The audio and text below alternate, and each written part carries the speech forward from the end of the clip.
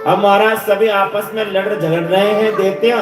तो देवताओं ने कहा प्रभु यदि देवताओं ने अमृत पी लिया तो अनर्थ हो जाएगा, आप ही कोई लीला कीजिए।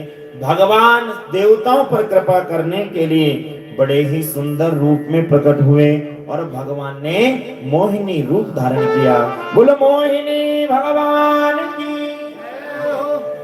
मोहिनी का रूप धारण करके भगवान बढ़िया सुंदर महाराज साड़ी पहन के बढ़िया बिंदिया लगा के और पायल पहन के छम छम करते हुए भगवान देवताओं के समीप आए।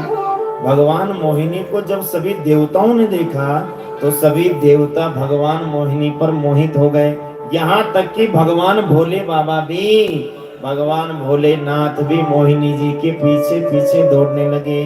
भगवान नारायण ने इशारा किया, स्वामी मैं नारायण हूँ, आप मेरे पीछे क्यों आ रहे हैं? तब जाकर के भोले बाबा रुके। सभी देवता भी यही कह रहे हैं कि इससे हमारा विवाह हो जाए, ये हमें पत्नी के रूप में प्राप्त हो जाए।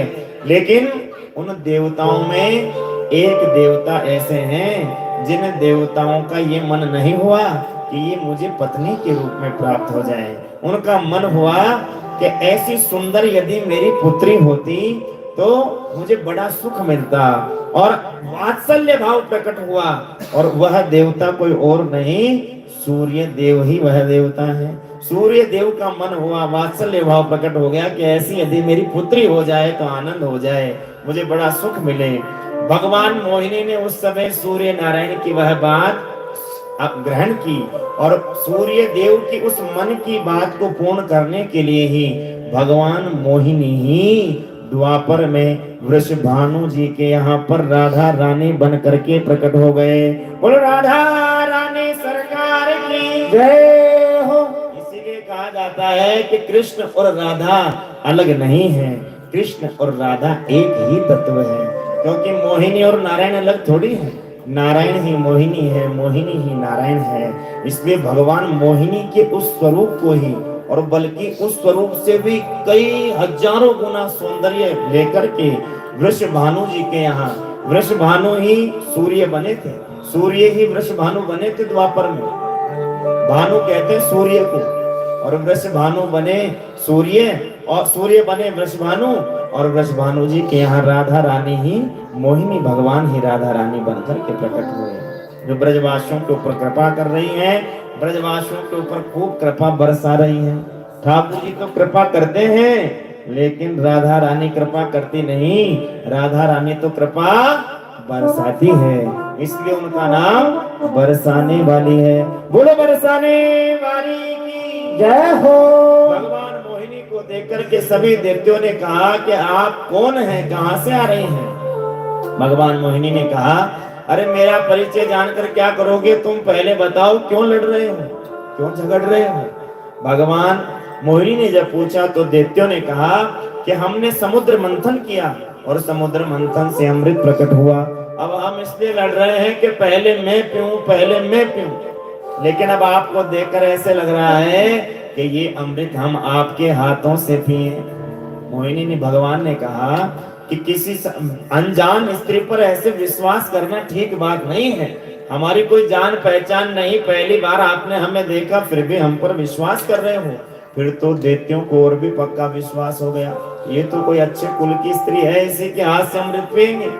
मोहिनी भगवान ने कहा, देखो भैया अमृत पिला तो दूंगी, लेकिन मैं किसे ज्यादा पिलाऊं किसे कम पिलाऊं बीच में कोई बोलेगा नहीं। देवताओं ने कहा ठीक है।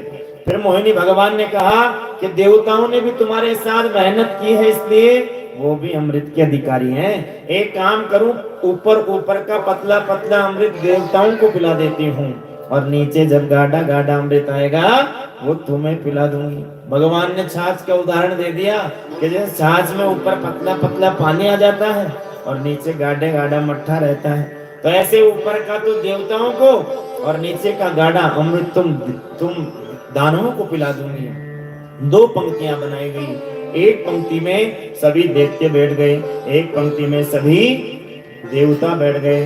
भगवान पहले देवताओं की पंक्ति में अमृत पिलाने लगे, सूर्य और चंद्रमा को अमृत पिलाया। सूर्य चंद्रमा के पास ही स्वर भानु नाम का दैत्य आकर बैठ गया।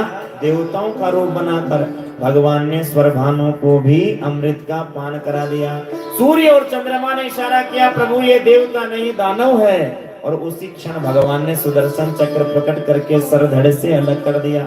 लेकिन अमृत प्रवेश कर चुका था, इसलिए वह स्वर भानु दैत्य मरा नहीं। हमारा जो ऊपर का हिस्सा भी जीवित और धड़, सर भी जीवित और धड़ भी जीवित। ब्रह्मा जी ने कहा चिंता मत करो, हम 2 ग्रह बनाएंगे और ऊपर वाले को राहु और नीचे वाले को केतु बना दिया। राहु केतु ग्रह बन गए। पहले 7 ग्रह थे, फिर 9 ग्रह हो गए। देवासुर संग्राम हुआ, सभी देवताओं ने अमृत का पान किया और दैत्यों के साथ युद्ध किया। और युद्ध में सभी दैत्य मारे गए, सभी दैत्य मर गए। और देवता बड़े प्रसन्न होकर उल्लास मनाने लगे, उत्सव मनाने लगे। इधर शुक्राचार्य जी जो दैत्यों के गुरु हैं, मृत संजीवनी विद्या से पुनः सभी दैत्यों को जीवित किए। और जैसे ही जीवित किए तो दैत्यराज बलि ने कहा, गुरुदेव देवताओं ने अमृत पिया है, हम उन्हें मार नहीं सकते, लेकिन युद्ध में उन्हें हरा तो सकते हैं। कोई ऐसा उपाय बताओ जिससे हम देवताओं को भी युद्ध में परास्त कर दें। शुक्राचार्य जी ने कहा कि यदि देवताओं को परास्त करना चाहते हो, देवताओं को जीतने का 3 उपाय हैं। यदि कोई भी व्यक्ति ये 3 उपाय अपने जीवन में करने लग जाए तो वह देवताओं पर भी विजय प्राप्त कर सकता है। ध्यान दीजिए, हमारी कुंडली में जो सूर्य, चंद्रमा, मंगल, बृहस्पति, राहु, केतु ये जो देवता बैठ करके और हमारी कुंडली को विचलित करते हैं, हमारी कुंडली में को प्रभाव करते हैं, तो शुक्राचार्य जी उपाय बता रहे हैं कि कोई भी व्यक्ति यदि देवताओं पर भी विजय प्राप्त करना चाहे, देवताओं को भी परास्त करना चाहे, तो अपने जीवन में 3 उपाय करने लग जाए। क्या क्या उपाय बताया? सबसे पहला उपाय है गौ सेवा, गौ माता की सेवा करना प्रारंभ कर दे। दूसरा संत सेवा, संतों की सेवा करने लग जाए। और तीसरा ब्राह्मण सेवा, बढ़िया वेदज्ञ ब्राह्मणों की सेवा करने में लग जाए, जो कर्म कांड से संपन्न है, जो शिखा सूत्रधारी हैं, जिन्होंने यज्ञोपवीत धारण कर रखा है, जो शिखा रखते हैं, संध्योपासना करते हैं, वेद का अध्ययन करते हैं, ऐसे ब्राह्मणों की सेवा, संतों की सेवा और देसी वेद लक्षणा गो माता की सेवा।